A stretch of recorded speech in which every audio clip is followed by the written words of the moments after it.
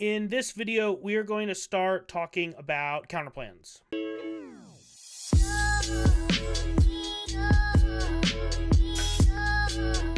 All right, so let's talk about counterplans. So counterplans are a response to the affirmative getting to be the team of change. So what I mean by that is that in the history of debate, the affirmative has been the team of change. What that means is in most policy style resolutions, you argue for something that doesn't exist now. So for instance, the September-October resolution, compulsory voting. Compulsory voting is not something that exists in the world now, at least in the United States. We say, as the affirmative, that should happen. We are changing the world as the affirmative. The negative, historically, has been the team of the status quo, the team of the world the way it is right now. Don't change anything, keep the way it is. Don't do compulsory voting.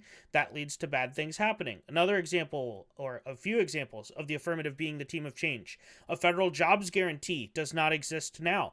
On the November-December topic, the affirmative said, let's have a federal jobs guarantee. The affirmative changed the world. Banning lethal autonomous weapons, something that's not banned now, but banning them would change the world. The negative just said, don't ban them, keep it the way it is. Don't have a jobs guarantee, keep it the way it is. So counterplans are a reaction to the affirmative getting more specific and getting more strategic, and the neg realizing, hey, we need to have something outside of the status quo. We need some change too, right? The affirmative gets change. Shouldn't we get change too? Right? Debate's reciprocal. Both sides should get the same things. So counterplans start to get introduced. So let's give some examples of some counterplans. So let's say our topic is Scott should buy a car, right? The affirmative in this debate, let's say they say Scott should buy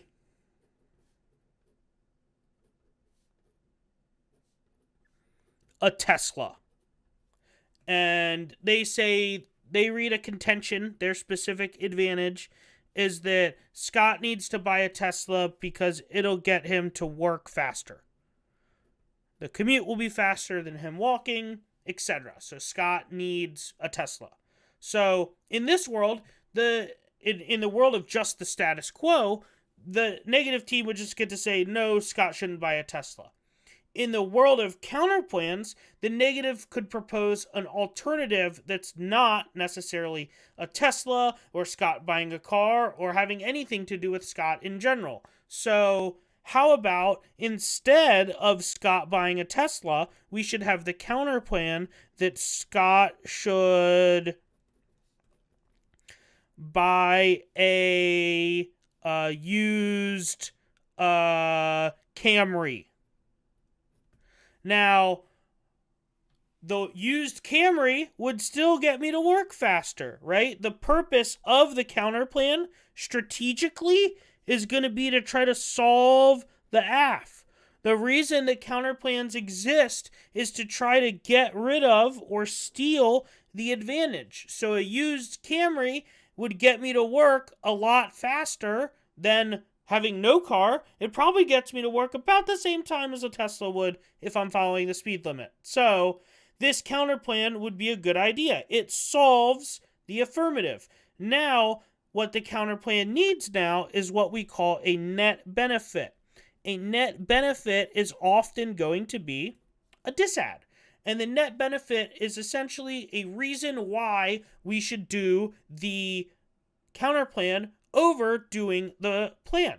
So a Tesla, let's say we read a disadvantage that says a Tesla is super expensive. Scott doesn't have a lot of money, and a Tesla would destroy Scott's finances. So in this example of the used Camry is probably not going to be as expensive or wreck my finances as much as a Tesla would.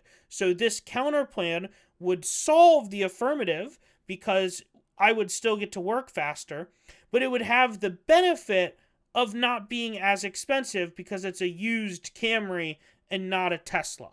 So that is a basic introduction to kind of how counter plans work. In the next video, we're going to get into some more specifics as to what they look like, the different parts, things like that. But this is essentially just how counter plans function. And again, it could be all sorts of different things. It could be Scott should buy a scooter, and you could have a net benefit about Scott getting exercise on a scooter, and in a Tesla, I'm just sitting and not getting any exercise whatsoever.